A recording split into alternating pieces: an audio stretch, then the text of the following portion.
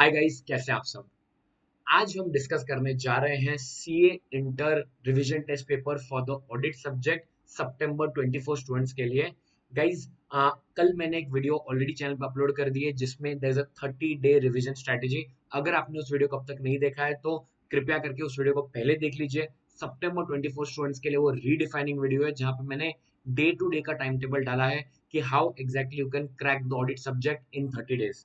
ठीक है, आज की जो वीडियो होने वाली है मे बी 20-25 मिनट्स की रहेगी, लेकिन इस वीडियो में हम लोग पूरी आरटीपी सितंबर 24 की आज कवर करेंगे।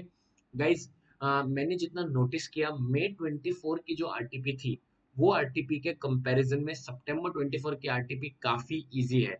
ओके, एंड हिस्टोरिकली मैंने ये भी नोटिस किया हुआ है कि लास्ट अटेम्प्ट जो होता है उसके आरटीपी के क्वेश्चंस भी आपके अटेम्प्ट में आते हैं। ठीक है, तो इसके लिए मेरी आपसे दो रिक्वेस्ट है। एक रिक्वेस्ट मैंने आपको अभी बताई कि 30 डेज रिवीजन स्ट्रेटेजी जो है उसको भी देख लेना, और ऊपर से कल आपको इस चैनल पे और एक वीडियो मिलेगी जो which will where I have discussed the May 24 RTP. ठीक है, तो ये दोनों वीडियोस, आज की वीडियो रिवीजन टेस्ट पे जो स्ट्रेटेजी वाली वीडियो 30 डेज वाली, एंड कल जो वीडियो अपलोड होगी चैनल पे when I have discussed the May 24 का आरटीपी, वो भी वीडियोस देख लेना। उनमें से अगर एक या दो क्वेश्चन भी आ गए ना गाइस, तो आपके लिए बहुत इजीली आप मार्क्स स्कोर कर सकते हो। चलिए आज की वीडियो शुरू करते हैं। हम लोग पूरी RTP including the case study MCQs cover करने वाले हैं। ठीक है, let's start. Pluto Limited is engaged in manufacturing and distribution of furniture. After COVID, as the number of people working from home has gone up, this customizable range home office furniture has gained a lot of importance. They were able to perform very well over the years, as the same has been reflected in their financial statements. So guys, financial statements में in short they are trying to tell us that Pluto Limited का business बहुत बढ़िया चल रहा है. During the year 2024, Mrs. Saha and Associates were reappointed. क्या हुआ है? Were reappointed as the auditor. The new engagement team has CA Saha, who is the partner, and 5 articles. ठीक है. Given the large volume of transactions, the partner instructed the article assistants to review the financial statements and auditor's report from the previous year 2023 to gain a thorough understanding. Guys, हमने ऐसे 510 पढ़ी है।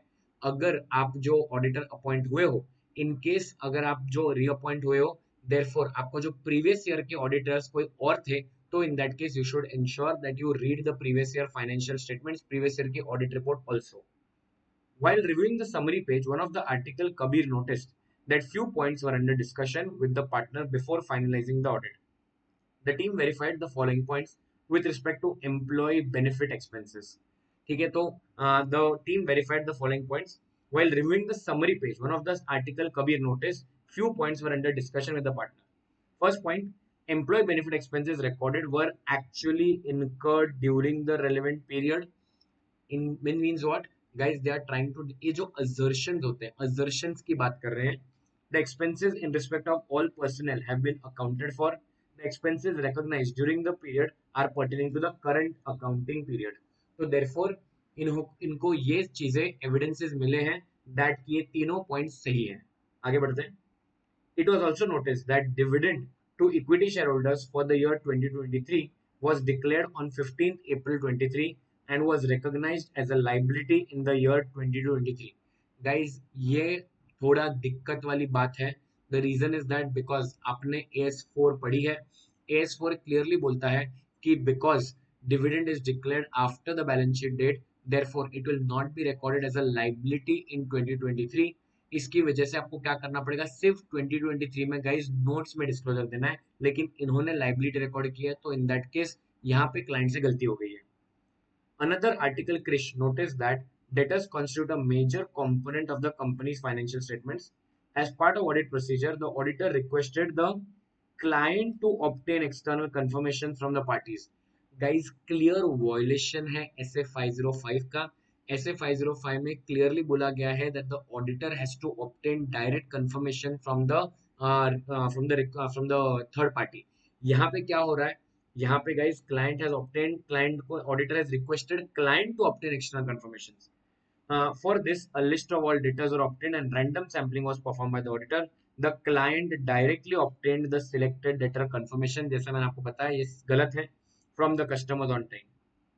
Krish also observed addition in the assets amounting to 50 lakhs during the year was supported by sufficient audit evidence. However, upon scrutiny, it was found that some of the invoices were not in the name of the company. Guys, इससे आपको कारो का clause 1 याद आ जाना चाहिए.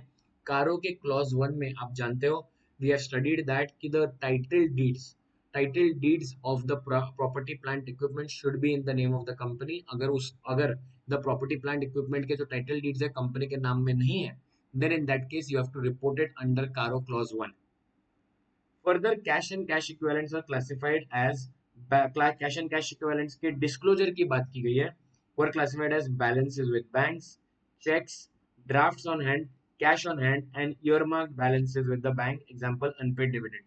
Guys, chapter 5 में हमने पढ़ी है कि जहाँ पे आपके जो disclosure requirements है for cash and cash equivalents, वहाँ पे आपको जो earmarked balances होते हैं उनको आपको separately show करना होता है. Not you have to show it separately, not under the heading cash and cash equivalents. ठीक है. Based on the above, answer the following questions. पहला सवाल, which among the following assertions are discussed with respect to employee benefit expenses? Guys, याद करने की try कीजिए. हमने जो ऊपर वाले पॉइंट्स देखे थे इन assertions के ऊपर क्वेश्चन है, assertions के ऊपर. ठीक है, देखिए, employee were actually incurred in the sense they were actually occurred. ठीक है, ये actually during the year ये खर्चा occur हुआ है.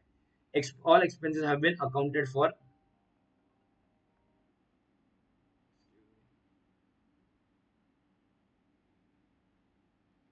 The expense in respect of all personnel have been accounted for means what?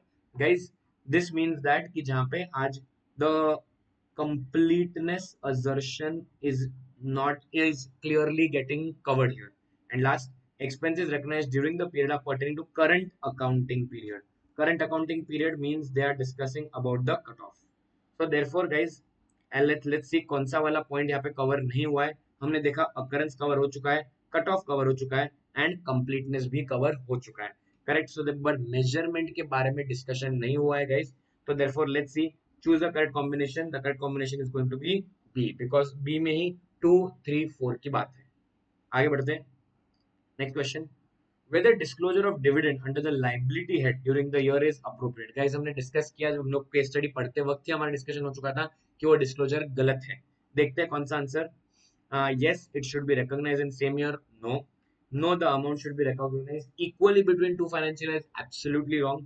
No, the amount should not be recognized as liability. It should be disclosed in notes. Yes, that is the correct answer. It should be disclosed in notes. आगे बढ़ते हैं. Krish pointed out that the method followed to obtain debtor confirmation in previous year was not in accordance with 505.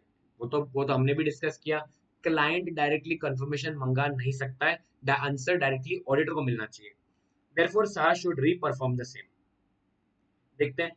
As per SA 505, confirmation should be directly obtained by the auditor.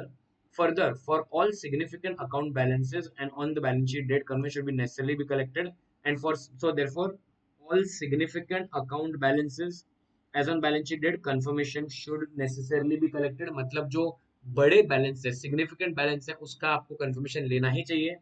And smaller amounts के लिए आप random sampling कर सकते हो. And ऊपर से confirmation should be directly obtained by the auditor.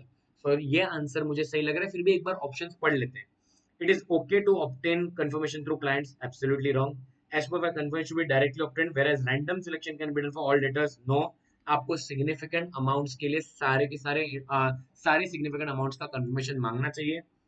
Either auditor or client can obtain. That is also wrong. So the correct answer has to be guys A. ठीक है, जो हमने मार्क भी किया तब भी करेक्ट ही लग रहा था. आगे बढ़ते हैं. Which assertion has been affected in case of fixed assets? Guys, fixed assets में हमने देखा था टाइटल डीड्स कंपनी के नाम में नहीं थी. मुझे लग रहा था ये क्वेश्चन कारो का होगा, लेकिन उन्होंने असर्शन का ही क्वेश्चन वापस पूछा है. तो याद है आपको, टाइटल डीड कंपनी के नाम में नहीं थी, मतलब कंपनी का उस एसेट के ऊपर राइट नहीं है. तो therefore correct answer will be B. That is rights and obligation वाला assertion is getting impacted. Cash and cash equivalents were not properly classified by the client. Which of the following is incorrect disclosure? ये भी हमने discuss किया था guys. Balance with banks cash and cash में आता है, checks cash and cash में आते हैं, कैश ऑन हैंड भी उसके अंदर आता है, लेकिन earmarked balances separately disclose होते हैं. So therefore, guys, the correct answer in this case will be D. That this is the incorrect disclosure. I hope आपको पहली केस स्टडी पूरी समझ में आ गई होगी. मैं एक बार आपको असर्शंस भी सारे शो कर देता हूं बिकॉज इस क्वेश्चन में दो क्वेश्चन असर्शंस के थे. ठीक है गाइस, फोकस कीजिएगा. ये जो पावर पॉइंट प्रेजेंटेशन हम लोग क्लास में यूज करते हैं वो प्रेजेंटेशन से मैं आप लोगों को असर्शंस का कंसेप्ट सिखा देता हूं. देखिए guys, as you can see on the screen, balance sheet के कितने असर्शंस होते हैं. बैलेंस शीट के असर्शंस होते हैं presentation and disclosure, completeness, existence, valuation, cut off, rights and obligations. इसको याद करने की एचटीआर टेक्निक भी मैं आपको स्क्रीन पे दिख रही होगी. You have to simply remember one sentence: presentation and disclosure of complete electronic VCR. What is the word? Presentation and disclosure.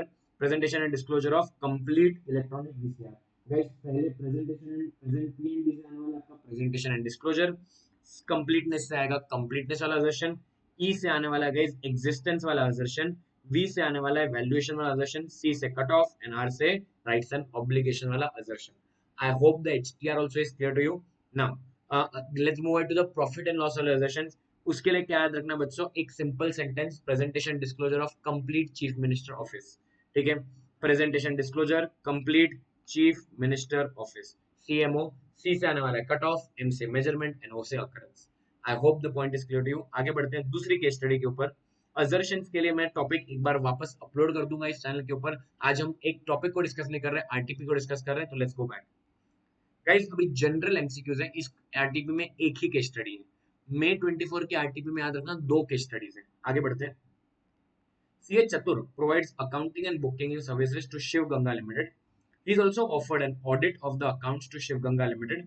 which threat to independence may be involved in accepting such a threat. देखिए कितनी गलत situation यहाँ पे खड़ी हो रही है.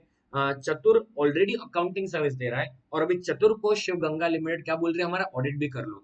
जाहिर सी बात है यहाँ पे आपका सेल्फ रिव्यू थ्रेड खड़ा हो जाएगा गाइस, बिकॉज चतुर जी वही चीज चेक कर रहे होंगे जो वो बना रहे हैं. He is preparing the accounts, he is helping them with the accounting and he will be checking. तो जाहिर सी बात है ना यार कि सेल्फ रिव्यू थ्रेड आ जाएगा और उनकी इंडिपेंडेंस हैम्पर हो जाएगी.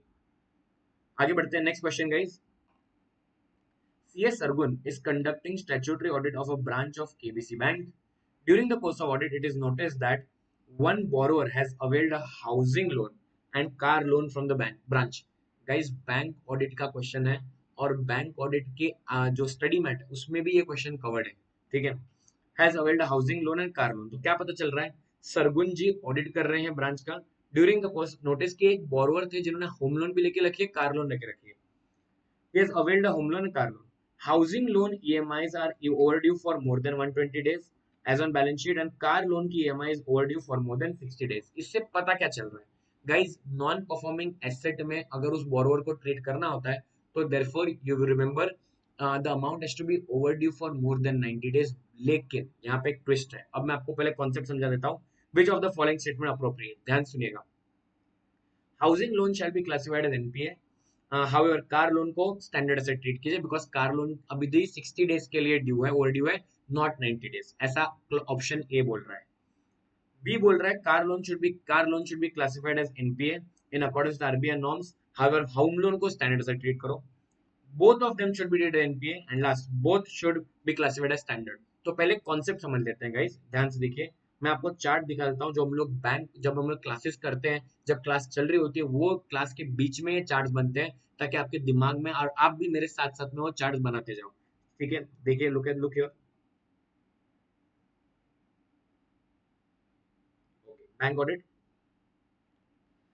ऑडिट में if you notice guys, we are discussing the concept of record of recovery. उसमें फोकस कीजिएगा, हम इस कॉन्सेप्ट के अंदर है one borrower, one lending bank and multiple facilities. And इसका सिमिलर दूसरा एक पॉइंट आता है one borrower, one facility and multiple lending banks. लेकिन आज जो हमारा आरटीपी में क्वेश्चन है that is on this point, बराबर ना.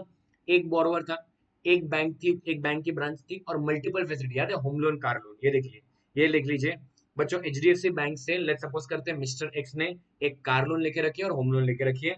Mister X is unable to pay the home loan EMI for more than 90 days but he is regularly paying car loan. मैंने भी सेम क्वेश्चन ही आपको यहाँ पे शो किया हुआ है जो मैं क्लास में यही क्वेश्चन शो करता हूँ जो कोइंसिडेंटली आरटी में भी सेम क्वेश्चन है, पता नहीं कैसे। आगे बढ़ते हैं। देयरफॉर गाइस, याद रखना, द एनपीए क्लासिफिकेशन याद रखिए has to be borrower wise and not facility wise. इसका क्या मतलब हुआ?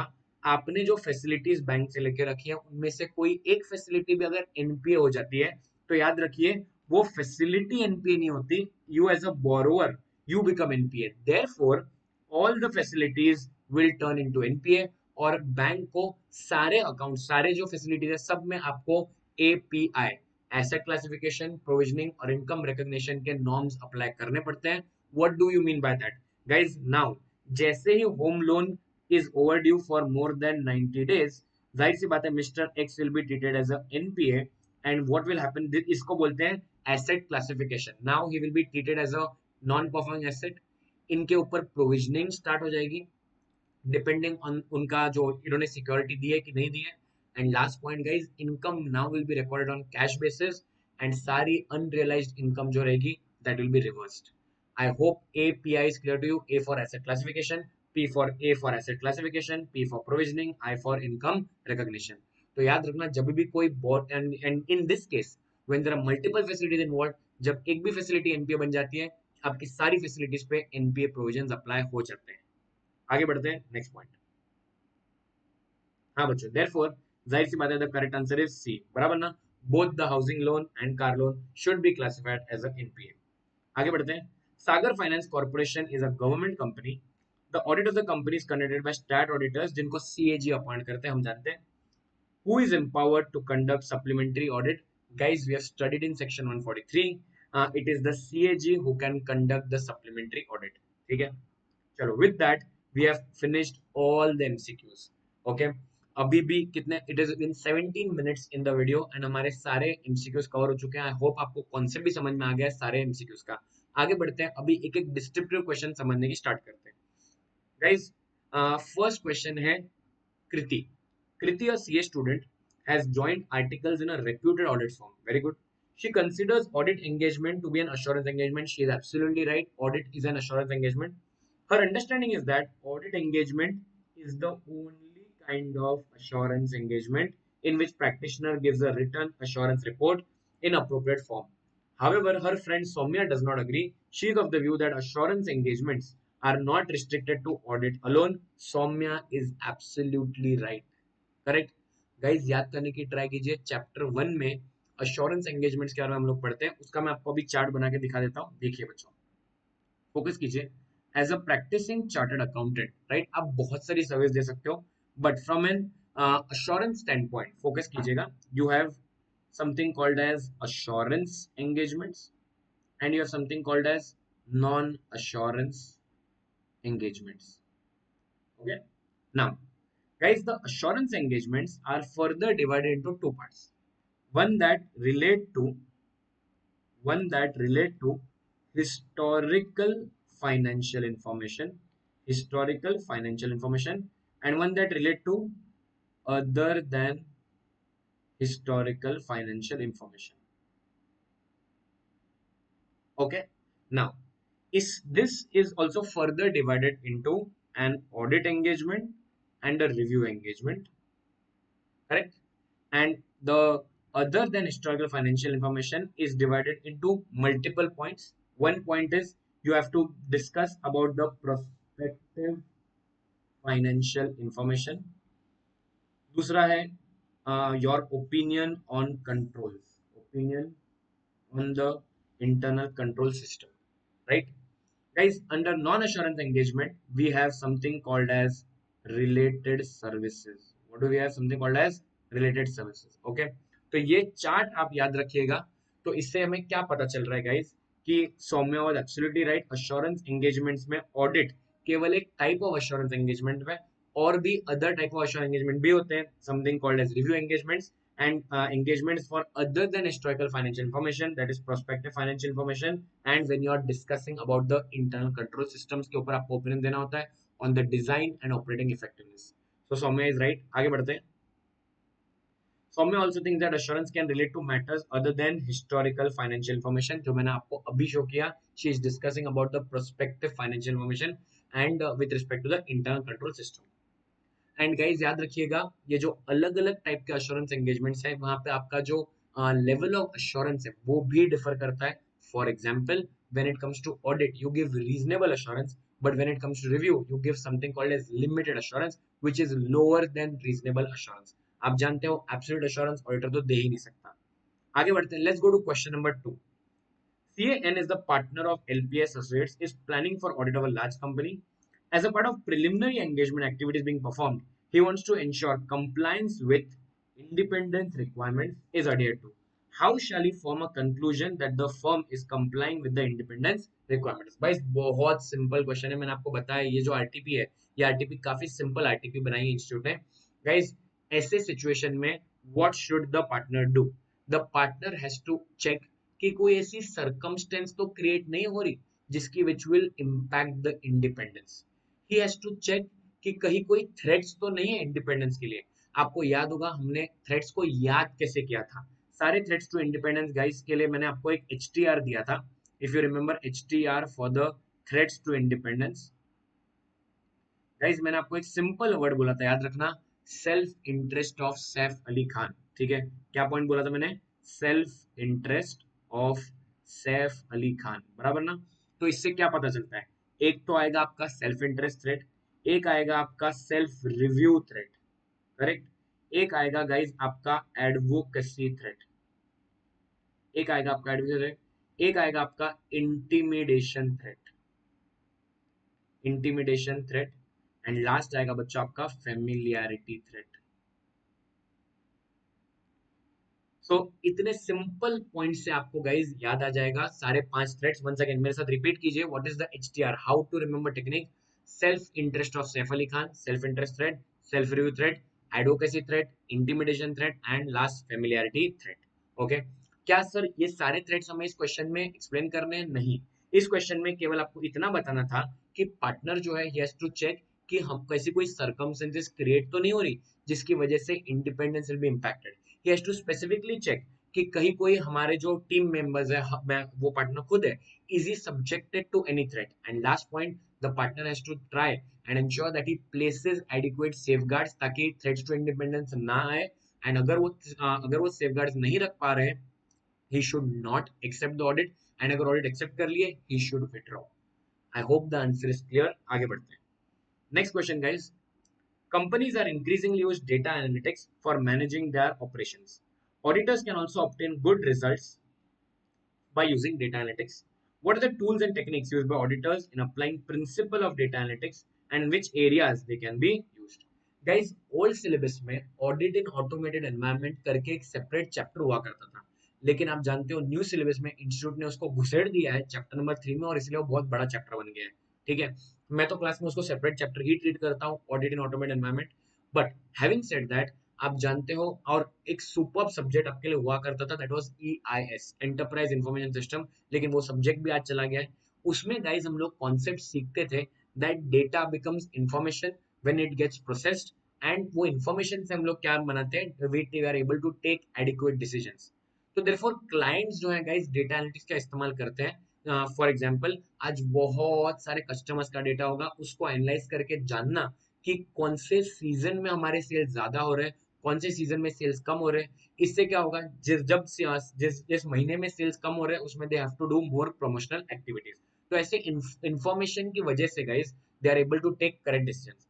सिमिलरली ऑडिटर्स भी ये डेटा एनालिटिक्स टेक्निक्स का इस्तेमाल कर सकते हैं. आज बहुत सारे ऑडिटिंग सॉफ्टवेयर्स हैं, ठीक है, जिनका इस्तेमाल ऑडिटर करता है.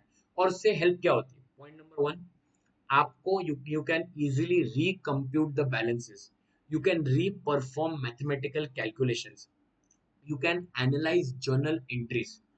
अगर कोई ऑडिटर है जो फ्रॉड इन्वेस्टिगेशन, ऑडिटर्स हमारी ड्यूटी होती नहीं फ्रॉड इन्वेस्टिगेट करने की, लेकिन अगर if a chartered accountant has been appointed as a fraud investigator तो आप इन सॉफ्टवेयर का यूज कर सकते हो गाइस फ्रॉड इन्वेस्टिगेट करने के लिए भी. आपको अगर चेक करना है कि सैंपल पॉपुलेशन पूरा कंप्लीट है कि नहीं है, उसके लिए भी गाइस आप इन टेक्निक्स का, इस डेटा एनालिटिक्स टेक्निक्स का इस्तेमाल कर सकते हो. तो I am repeating once again, recomputation of balances, reperforming mathematical calculations, journal entries को एनालाइज करना, अगर आप as a fraud investigator appoint हुआ है कोई चार्टर्ड अकाउंटेंट तो फ्रॉड इन्वेस्टिगेशन में सॉफ्टवेयर करते हैं, ये चेक करना कि हमारा पॉपुलेशन और सैंपल पॉपुलेशन कंप्लीट है कि नहीं है, इसके लिए भी हम लोग गाइस इसका इस्तेमाल कर सकते हैं, सैंपल्स को आइडेंटिफाई करने के लिए भी हम इन सॉफ्टवेयर का इस्तेमाल कर सकते हैं। I hope you have understood the answer. आगे बढ़ते हैं। Quality Products Limited is engaged in manufacturing bicycles. Okay. As a part of manufacturing activities, it is sending raw materials to some business entities. Guys, बहुत super question है, इसको LDR mark करना। मेरा gut feeling है कि ये question आपके लिए बन सकता है, and I tell you the reason why. सुनिएगा। Procures finished component from them as on 31st March. Inventories lying with such business entities are material. Being auditor of quality products, how will you obtain sufficient appropriate evidence regarding existence and condition inventory lying with such business entities? Guys, question को एक बार थोड़ा dissect करते हैं। क्या हुआ है? Quality products limited हमारा client है। क्वालिटी प्रोडक्ट्स लिमिटेड अपने जो बाइसिकल मैन्युफैक्चरिंग करते टाइम अब एक वो रॉ मटेरियल बेचते हैं दूसरे एंटिटीज को, प्रोबेबली ऑन जॉब वर्क के लिए भेजते हैं दूसरे एंटिटीज को, और वहां से फिर वो लोग वो एक फिनिश प्रोडक्ट लाते हैं which they help which is used in manufacturing bicycles. तो ट्रांजैक्शन समझिए आप पहले। आप ऑडिटर उस बिजनेस एंटिटी के नहीं हो जो जॉब वर्क कर रही है, आप ऑडिटर हो क्वालिटी प्रोडक्ट्स लिमिटेड के। एंड अब क्या हो रहा है, क्वालिटी प्रोडक्ट्स अपने जो रॉ मटेरियल्स हैं वो कहाँ भेज रहा है, एक बिजनेस एंटिटी को भेज रहा है। वो raw material is the inventory of quality products limited. तो सवाल है कि as an auditor how will you get evidence regarding inventory which is at the third party. तो इसके लिए गाइज याद रहेगा आपको, we have to focus on SA 501। ठीक है, मैं आपको SA 501 का चार्ट दिखाता हूँ जो हम लोग क्लास में क्रिएट करते हैं, जिससे हमारा आंसर काफी इजी हो जाएगा। ये देख लीजिए गाइज, SA 501 आप जानते हो डिस्कस करता है तीन चीजों के बारे में, inventory, litigation and claims and segmental reporting. Right now, inventory wise we have to check what, focus कीजिए।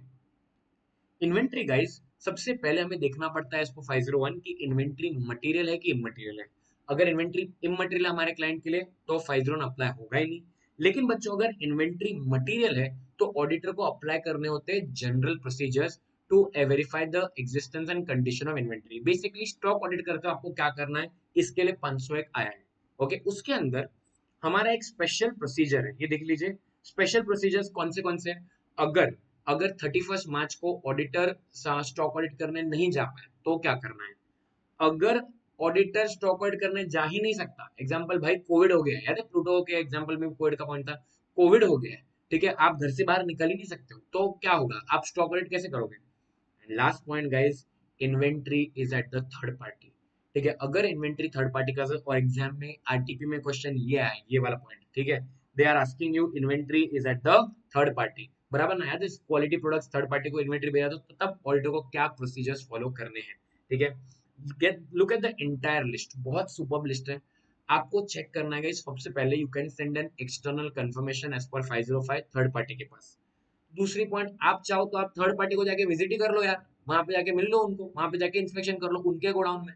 ठीक है, तीसरी चीज, आप अगर वहां नहीं जा सकते, आपकी अगर सीए फर्म वहां पे है, for example if at all, let's assume करते हैं जैसे you are working for big four, ठीक है, बिग फोर आप जानते हो कई सिटीज में उनके ऑफिस है, ठीक है, तो may be you can't go, but आपकी जो दूसरी सीए फर्म है, वो दूसरी सीए फर्म का एक पर्सन तो जा सकता है ना वहां पे स्टॉक आउट करने के लिए, तो उनको भेज दीजिए, लोकल ऑडिटर को भेज दीजिए।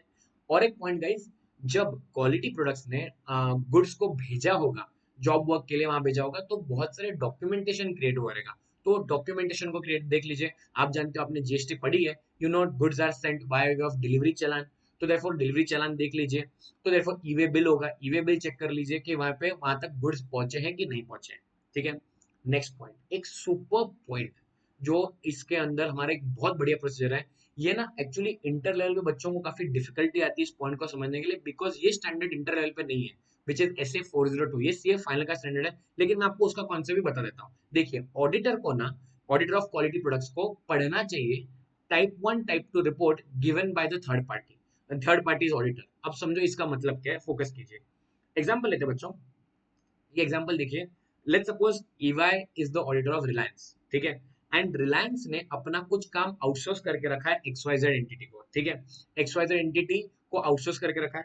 अब सुनिए फंडा क्या है, देखिए, अब बच्चों ईवाई जो है, ईवाई ने ईवाई को जानना है कि XYZ लिमिटेड वो जो एंटिटी है वहां पे कंट्रोल्स कैसे हैं, ये जानना है, ठीक है। क्योंकि अगर वो जो थर्ड पार्टी है वहां पे कंट्रोल अच्छे रहेंगे तो इन दैट केस इन्वेंट्री की कंडीशन और एग्जिस्टेंस सही रहेगी, बराबर ना। तो इसके लिए हमारा SF 402 हेल्प करता है। और 402 क्या बोलते हैं, अब समझना लॉजिक। ये जो XYZ लिमिटेड है गाइस, समझने की ट्राई कीजिए, इनके पास रिलायंस की इन्वेंट्री आई हुई है, बराबर ना। उन्होंने वो इन्वेंट्री का जो काम है उनको आउटसोर्स करके रखा है। अब बच्चा पार्टी XYZ के पास तो ऐसे बहुत सारे क्लाइंट्स की इन्वेंट्री आती रहेगी, है कि नहीं।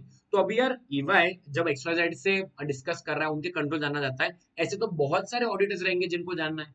इसी कारणवश XYZ लिमिटेड के जो ऑडिटर्स हैं, एग्जांपल लेते हैं PwC। Guys, PwC, if it is the auditor of XYZ, they will prepare two types of reports, type 1 report and type 2 report. Type 1 report केवल होती है about the design of the internal control system, लेकिन type 2 report जो होती है is about design as well as operating effectiveness of internal control system at the service entity that is XYZ limited. तो guys ये ना एक shortcut है, आप समझ लीजिए, इट इज अ शॉर्टकट। हमने जो काम जिसको आउटसोर्स करके रखा है, जैसे क्वालिटी प्रोडक्ट्स लिमिटेड ने अपना काम किसी थर्ड पार्टी को आउटसोर्स करके रखा है कि भाई आप इस इन्वेंटरी पे काम कीजिए और फिर हमें भेज दीजिए, बराबर ना। तो they have outsource it. Now उस एंटिटी के जो ऑडिटर ने टाइप 1 टाइप 2 रिपोर्ट बनाई है, विच इज अ शॉर्टकट, जो वो सबको बांटेंगे। तो टाइप 1 टाइप 2 रिपोर्ट आज हमारे ऑडिटर को पढ़नी चाहिए। I hope the concept is clear. ये सारे प्रोसीजर्स गाइज आप फॉलो करोगे तो आपको सफिशिएंट अप्रोप्रिएट ऑडिट एविडेंस मिल जाएगा with respect to inventory at the third party. चलिए आगे बढ़ते हैं। Next point guys, next question है, the financial experiment show long term borrowings from the banks. Bank से है, उन्होंने लोन लेके रखा है XYZ ने, फाइनेंशियल इंस्टीट्यूशन से लोन लेके रखा है, लीज पे चीजें लेके रखी है, हायर परचेज कंपनीज, ठीक है, इन सब के साथ बेसिकली उनको पैसे देने बाकी है, बोरोइंग्स चल रही है। Additionally company has also issued debentures to 1000 members to raise fund. भाई कितना लोन लिया है इन्होंने। The money raised by issuing debentures also reflected in long-term borrowings. As the statutory auditor, CAX wants to verify all borrowings on balance sheet date, represent valid claims by the banks or third parties. Suggest few procedures. Guys, हमारा verification, vouching verification का जो chapter है, chapter 5, उसका question है, जितनी भी इन्होंने borrowings दी है ना, उन सारी बोरोइंग्स को आपको लिखना है। और ये क्या करना है, हर एक बोरोइंग के लिए आपको एक सेपरेट पॉइंट बना के आंसर में लिखना है। एग्जांपल देता हूँ, डिबेंचर है तो डिबेंचर ट्रस्ट डीड आप ऑडिटर को चेक करनी पड़ेगी। अगर बच्चों लीजिंग ट्रांजैक्शन है तो लीज अग्रीमेंट होगी, हायर परचेज है तो हायर परचेज अग्रीमेंट होगी, लॉन्ग टर्म लोन लेके रखा है बैंक से तो लॉन्ग उसका अग्रीमेंट होगा, वो देख लीजिए। प्लस ये भी देखो कि XYZ लिमिटेड ने गाइस इतनी जब बोरोइंग्स की तो बोर्ड रिजोल्यूशन पास किए होंगे, तो बोर्ड रिजोल्यूशन को आपको वेरीफाई करना पड़ेगा। आपको ये चेक करना पड़ेगा कि वो लोन की अकाउंटिंग अपने बुक्स में कैसी है, लेजर्स में प्रॉपर्ली रिफ्लेक्ट हो रहा है कि नहीं हो रहा है। ऐसे आप 7 या 8 पॉइंट लिखोगे तो भी आपको मार्क्स आसानी से मिल जाएंगे।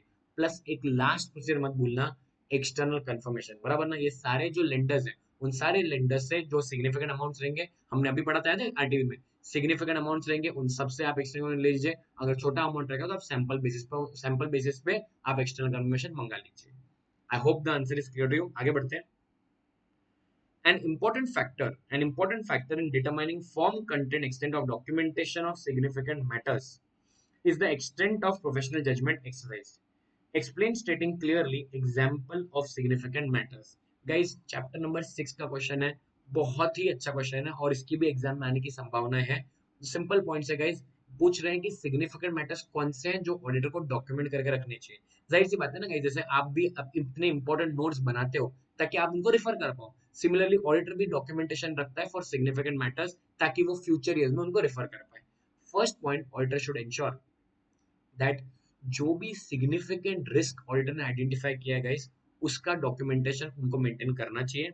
नेक्स्ट पॉइंट, जो ऑडिट प्रोसीजर्स परफॉर्म किए गए, उसके जो रिजल्ट्स आए, वो रिजल्ट्स अगर इंडिकेट कर रही है कि मटेरियल मिसट्रीटमेंट है फाइनेंशियल में, तो you should always document it, ठीक है।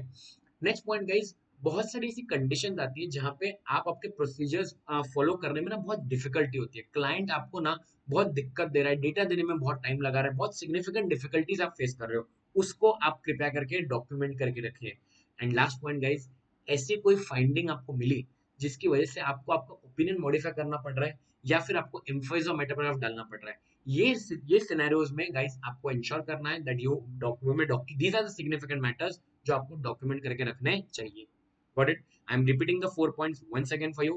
एक है significant risky matters, results of audit procedures that indicate misstatements. Then guys you have the conditions that indicate significant difficulties when you conducting the audit. And last guys, findings that indicate that you may have to modify your opinion या आपको एम्फोसा matter पर डालना पड़ रहा है. ये points आप significant matters है जिनको आपको डॉक्यूमेंट करके रखना चाहिए. आगे बढ़ते हैं. Come to the next question. CM Manoj is a statutory order of a company. He has completed the audit and issued the audit report dated 30th of June. Before signing the audit report, written representations dated 29th June were obtained from the management. Discuss the significance of the date of written representation. Also state whether the written representations obtained are appropriate. Guys, मई 24 की जो exam थी उस exam में ये question आ चुका है. मतलब you can imagine institute कितना इंपॉर्टेंस दे रहा है ऐसे 580 को. ठीक है, ये इस सिमिलर क्वेश्चन में 24 में आ चुका है. रिटन रिप्रेजेंटेशन आप जानते हो they are not sufficient appropriate audit evidence, they are necessary evidence. तो इस आंसर में आपको थोड़ा डिस्कस करना पड़ेगा about written representation. Second point, written representation should be obtained as near to as practicable to the audit report, right? But not after the date of audit report. यहाँ पे हमारी ऑडिट रिपोर्ट की date क्या है 30 जून और WR कब मिला है बच्चों 29th ऑफ जून. तो it is absolutely correct, it is absolutely fine because it is before the date of the auditor's report. Got it? तो WR के बारे में समझाइए और ये आंसर दीजिए, दैट्स इट. ओके. कई बच्चों को ना क्वेश्चन आता है कि सर क्या हमें और समझाना चाहिए, हमें बहुत आता है. Absolutely not. It is very important to understand what is asked and not what you know. समझना बच्चों, इंस्टीट्यूट आपको जो ज्ञान आता है, आपको जो नॉलेज आता है वो सुनने नहीं बैठा है. इंस्टीट्यूट को चाहिए क्रिस्टल क्लैरिटी. इंस्टीट्यूट को जानना है कि क्या आपको क्वेश्चन समझा. You should not bluff. या आप खाली फुकट पेज भरने के लिए आंसर लिखोगे, मार्क्स नहीं मिलेंगे. अगर 4 पॉइंट टू द पॉइंट लिख देना आपको मिल जाएंगे फुल मार्क्स. ओके, आगे बढ़ते हैं. While conducting audit of BYN Limited, CAY notices that company has lost one of its key markets along with important customers. BYN Limited के जो while conducting audit हो रही थी, CAY notice किया that company has lost one of its key markets along with important customers. Okay. Additionally, several high successful competitors have emerged, impacting the business of the company. Despite the existence of material uncertainty, Y finds use of going concern based on accounting as appropriate for preparation of financials. Company has also disclosed the uncertainty notes. How should he deal with the matter in the auditor's report? Guys, मैंने जो कल video upload की है 30 days revision strategy की, उसमें guys मैंने आपको बताया है कि a list of important standards जो इंस्टीट्यूट ने मई 24 की परीक्षा में नहीं पूछे, उनमें से एक क्वेश्चन था 570 का. ठीक है, जो मतलब 570 standard was not tested at the May 24 exam. So इसकी 570 का क्वेश्चन सितंबर 24 में आने की संभावना बहुत ज्यादा है. ठीक है, तो इसके लिए ये क्वेश्चन काफी इंपॉर्टेंट हो जाता है हमारे लिए और बहुत ही सिंपल क्वेश्चन है. ठीक है, मैं आपको 570 का चार्ट दिखाता हूँ जो हम लोग क्लास में बनाते हैं. फोकस कीजिए. Yes, going concern. We are जो गोइंग कंसर्न का जो स्टैंडर्ड है गाइस, उसमें अगर आप ऑडिटर को लग रहा है that there is a material uncertainty over going concern, there are conditions that are creating doubt in his mind, तब जाके 570 अप्लाई हो जाता है. तब guys auditor has to perform audit procedures. Correct, ये पूरी लिस्ट ऑफ प्रोसीजर्स है and ये प्रोसीजर्स परफॉर्म करने के बाद ऑडिटर हैज टू कंक्लूड कि गोइंग कंसर्न बेसिस जो क्लाइंट ने यूज किया है वो अप्रोप्रिएट है कि वो इनअप्रोप्रिएट है. ठीक है, ऑडिटर को ये कंक्लूड करना होता है कि going concern basis guys appropriate है कि इनअप्रोप्रिएट. क्वेश्चन अगर आपको याद होगा BYN लिमिटेड का, क्वेश्चन ने क्लियरली बोला है that auditor has come to the conclusion that going concern basis of accounting is appropriate. ठीक है, but a material uncertainty still exists. मतलब क्लाइंट के पास उनके सर पे जो खतरे के बादल मंडरा रहे हैं उसका सोल्यूशन तो है, बट अभी तक वो सोल्यूशन इंप्लीमेंट नहीं हुआ है. ठीक है, तो देयरफॉर गोइंग कंसर्न सही है बट आज भी एक अनसर्टेनिटी है. तो ऐसे सिचुएशन में आपको ये देखना होता है कि क्लाइंट ने क्या ये सारी चीजें डिस्क्लोज की है अपने फाइनेंशियल में कि नहीं की है. क्वेश्चन याद कीजिए, BYN का क्लियरली बोला गया था कि डिस्क्लोज की गई है, राइट. सो देयरफॉर ऑडिटर को क्या करना है, he has to ensure that he gives a unmodified report, इसलिए मैंने ग्रीन में डाला है. एंड लास्ट पॉइंट, ऑडिटर को एक पैराग्राफ डालना होता है, उस पैराग्राफ का नाम है guys material uncertainty in relation to going concern paragraph. And वो पैराग्राफ में he has to refer to that note in the financial जहां क्लाइंट ने भी इसके बारे में डिस्क्लोज किया है. ठीक है, तो I hope the reporting is clear to you. Clear cut straight reporting बतानी है. एक तो क्लियरली अनमॉडिफाइड ओपिनियन दो, एंड दूसरा auditor has to add one more paragraph called as material uncertainty related to going concern paragraph. And उस paragraph के अंदर guys he has to refer to that note in the financial statement जहां client ने इस चीज को disclose किया है. आगे बढ़ते हैं. Next point, discuss the statutory reporting requirement under CARO regarding statutory dues and transaction with related parties. Guys, clause number 7 and clause number 13 के बारे में पूछ रहे हैं. clause number 7, clause number 7 guys दो parts में divided है. कितने part? दो parts में divided है. That is the first part, I'll just show it to you. Yes, in the first part, ये हमारा कारो का नोट बनता है गाइस क्लास में. ठीक है, पहले हम लोग एप्लीकेबिलिटी देखते हैं, उसके बाद हम लोग सारे क्लॉजेस देखते हैं डिटेल में. ठीक है, सो इसमें से क्लॉज 7 जो है guys is divided into two parts. ये देख लीजिए, 7 is divided into parts. As you can see, मैं 7 को याद कैसे रखता हूँ. यूजुअली आप जानते हो हम लोग 7 को लिखने का हमारा तरीका ऐसा होता है, correct. 7A 7B. Okay, now what are the two parts? First is talks about undisputed statutory dues and दूसरा पार्ट है disputed statutory dues. ठीक है, अनडिस्प्यूटेड स्टैट्यूटरी ड्यूज में ऑडिटर को ये बताना है कि एज ऑन 31 मार्च कितने ऐसे अनडिस्प्यूटेड ड्यूज थे जो क्लाइंट ने पे नहीं किए but for a period of more than 6 months. Example से समझते हैं. Look at this timeline guys. Timeline दिख रही है. 1 अप्रैल 23 से 31 मार्च 24 फाइनेंशियल ईयर की हम लोग जो बात कर रहे हैं, it is financial year 23-24, correct. As you can notice 20 अगस्त 23 को जीएसटी पेबल था 2 करोड़ का. प्रोविडेंट फंड पेबल था 1 करोड़ का 15 सितंबर को. And employ state insurance payable था 4 करोड़ का ऑन 1 फरवरी 24. तो therefore total outstanding undisputed statutory dues जो क्लाइंट जानता है उनको पे करना है लेकिन अब तक पे नहीं किया है. ठीक है, उनका इंटरेस्ट चढ़ रहा है. ठीक है, कितना है टोटल आउटस्टैंडिंग गाइस, कितना है 7 करोड़, बराबर ना. सॉरी, टोटल आउटस्टैंडिंग कितना है guys, it is 7 crore, correct. लेकिन कारो के क्लॉज 7A में ऑडिटर को रिपोर्ट करना है only 2 + 1 that is 3 crore, because ये दोनों वो अमाउंट्स है which are outstanding for more than 6 months as on 31 March. I hope the point is clear. इसको डिस्क्लोज करने की आवश्यकता नहीं है बिकॉज कारो ने स्पेसिफिकली उनको ही बोला है जो मोर देन 6 मंथ से आउटस्टैंडिंग है. यहाँ पे एम्प्लॉय स्टेट इंश्योरेंस को केवल 2 महीना आउटस्टैंडिंग हो चुका है as on 31 March. And guys, जो हमारा डिस्प्यूटेड स्टैट्यूटरी ड्यूज है वहां पे तो आपको क्लियरली एक डिस्क्लोजर देना है कि कहाँ कहाँ पे आपका कोर्ट केस चल रहा है. As you can see, dues कितने, कौन सा ड्यूज है, कितना अमाउंट पेंडिंग है, कहाँ पे वो केस, कौन सा forum where the dispute is pending and it relates to which year. आपको केवल ये ऑडिटर को डिस्क्लोजर देना है. ठीक है, आई hope the disclosure is clear with respect two clause 7. अब चलते हैं clause 13 that is related parties.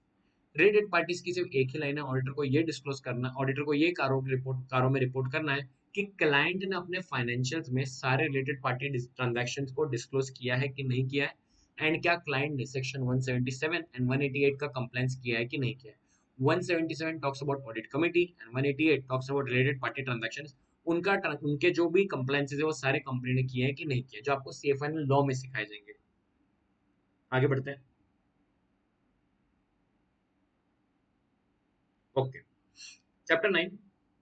Section 77 of the Multi-State Cooperative Societies Act states that central government may at any time, by order, direct that a special audit of the society's accounts, as may be specified, shall be conducted.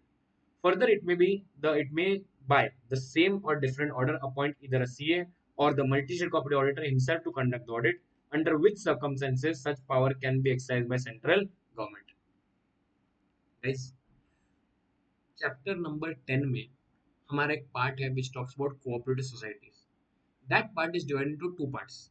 That cooperative society audit is divided into two parts. एक है आपका central cooperative society act and दूसरा है बच्चों multi state cooperative societies act. Confuse मत होना. जो आपका सेंट्रल एक्ट वाला पार्ट है वहां पे हम डिस्कस करते हैं about special report to registrar.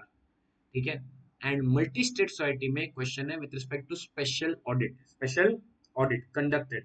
Special audit जो कौन ऑर्डर कर रहा है? Central government. ठीक है, दोनों क्वेश्चंस हैं, दोनों क्वेश्चन में बच्चे कई बार कंफ्यूज होते हैं, तो इसके लिए मैं आपको पहले ही वार्न कर रहा हूँ, कंफ्यूज मत होना। ये क्वेश्चन है स्पेशल ऑडिट का under multi state cooperative society act, उसके तीन सर्कमस्टेंस होती है। फर्स्ट, अगर सेंट्रल गवर्नमेंट को लग रहा है that you are not doing your cooperative society is not working in the interest of the society, वो लोग कोऑपरेटिव प्रिंसिपल्स के अगेंस्ट जा रहे हैं। Point number two, cooperative multi state cooperative society ऐसा बिजनेस कर रही है which will endanger the industry.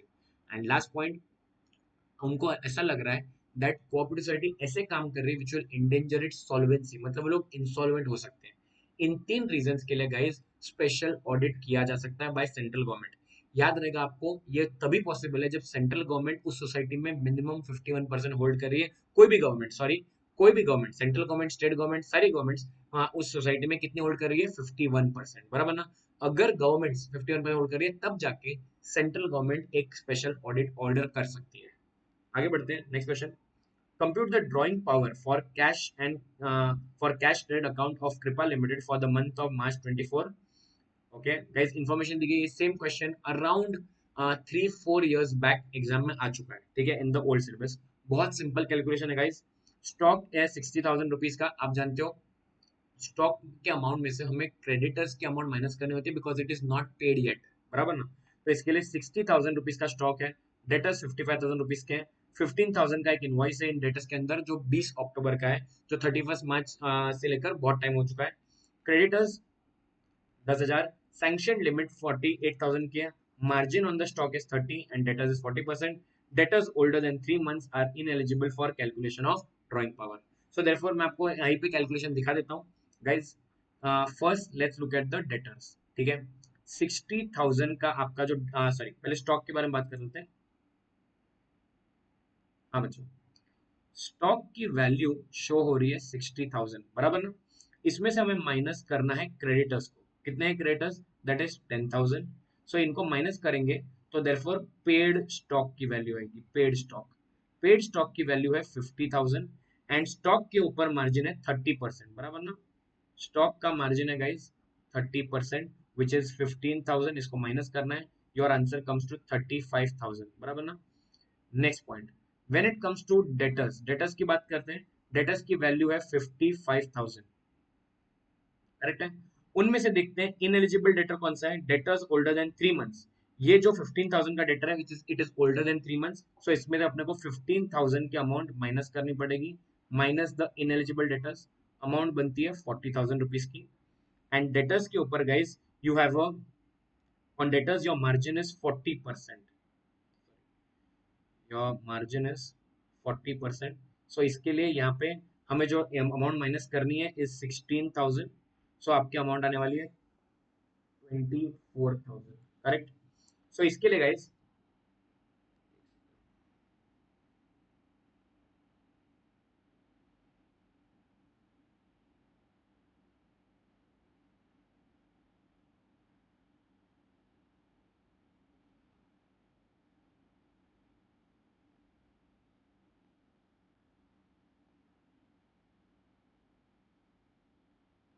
इन दोनों को आप अगर ऐड करोगे तो आपकी अमाउंट बनती है 59,000 की, करेक्ट? आपकी अमाउंट बन रही है गाइस 59,000 की।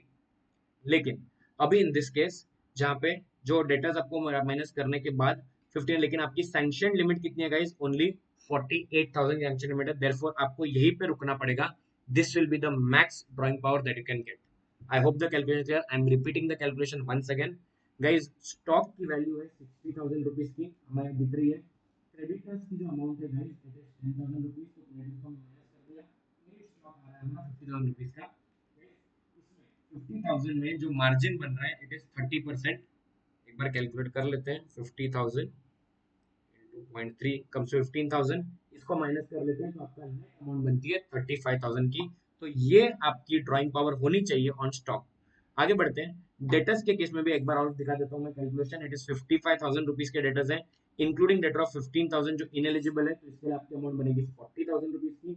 इसमें ऊपर मार्जिन है गाइस 40% का, 40,000 का 40% बनता है 16,000। जब उसको माइनस करोगे गाइस आंसर आता है 24,000 rupees, and 24 plus 35 comes to 59,000। लेकिन बच्चों आपकी जो सैंक्शन लिमिट है वो है 48,000 रुपीज की, देयरफॉर वहीं पे आपको रुकना पड़ेगा. Okay. And the last question, guys, is ABC and Associates, an audit firm, has been approached by prospective company client and have been in business for about 10 years to conduct an audit. Before accepting the audit, the firm wants to assess the integrity of the client with regards to इस question को भी mark कीजिए LDR. ये question भी exam में आ सकता है. ये सीए फाइनल लेवल पे पहले था, लेकिन अभी ये न्यू सिलेबस में ऐड किया गया है. गाइज, इंटेग्रिटी चेक करने के लिए आपको देखना है क्लाइंट का बैकग्राउंड कैसा है. चेक कीजिए क्लाइंट ऑपरेशंस कैसे फंक्शन करते हैं. क्या वो लोग सिर्फ कैश में डीलिंग करते हैं, उनके ऊपर कोई कोर्ट केसेस फाइल्ड है. ये सारे एरियाज को आप चेक करके क्लाइंट की इंटेग्रिटी जान सकते हो. Okay, I hope the concept is clear to you. एक बार हमारे जो सारे क्वेश्चन एक बार देख लेते हैं. और कोई क्वेश्चन बच तो नहीं गया यार हमारा.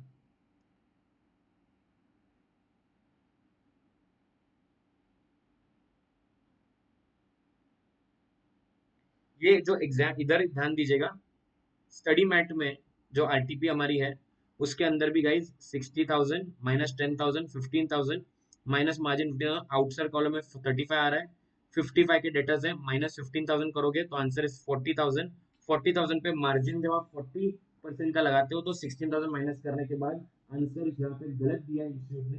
This has to be 24,000, correct. And therefore your actual answer comes up to that is 59,000, correct. लेकिन बिकॉज गाइज यहाँ 59,000 कर दीजिए, so the drawing power will be restricted to sanction limit of 48. तो ये प्लीज एक छोटी सी मिस्टेक जो institute ने की है इसको बस एक रेक्टिफाई कर दीजिएगा आर्टिकल में. With that, we have come to the end of the discussion. It is 50 minutes. मुझे लगा था 30 मिनट्स में डिस्कशन हो जाएगी, लेकिन आज मैंने आपको बहुत सारे कॉन्सेप्ट सिखाए हैं. I have shown you that हम लोग किस तरह से नोट्स के फॉर्म में पूरा का पूरा ऑडिट समझते हैं. बहुत सारे जो पॉइंट्स थे, काफी अंडरस्टैंडिंग पॉइंट्स थे. आई होप आपको आज की वीडियो समझ में आई होगी. एंड चैनल में नए हो तो सब्सक्राइब कर लेना. वीडियो अच्छी लगी होगी तो लाइक कर देना. और अगर दोस्त आपके कोई एग्जाम दे रहे हैं सितंबर 24 का, तो उनके साथ ये वीडियो डेफिनेटली शेयर कर देना. एंड मेरे दो रिक्वेस्ट भूलना मत. और अभी एक वीडियो ऑलरेडी अपलोड है चैनल के ऊपर, 30 डेज रिवीजन स्ट्रेटेजी, वो कृपया करके देख लीजिए. और कल एक वीडियो आने वाली है आरटीपी मे 24 की, उसको भी देख लेना. एंड इसी वीक में हमारी फास्ट ट्रैक रिवीजन सीरीज भी जल्दी जल्द स्टार्ट होने वाली है, उसकी इन्फॉर्मेशन भी आपको चैनल पे मिल जाएगी. I hope you enjoyed the video guys. समझ में आया होगा तो प्लीज लाइक कीजिए. एंड कुछ भी नहीं समझा तो कमेंट कीजिए, और आपको मेरे से कौन से ऐसे वीडियोस चाहिए वो भी आप कमेंट्स में डाल सकते हो, so that I can come up with new videos. Thank you so much guys. Bye bye, take care, good night.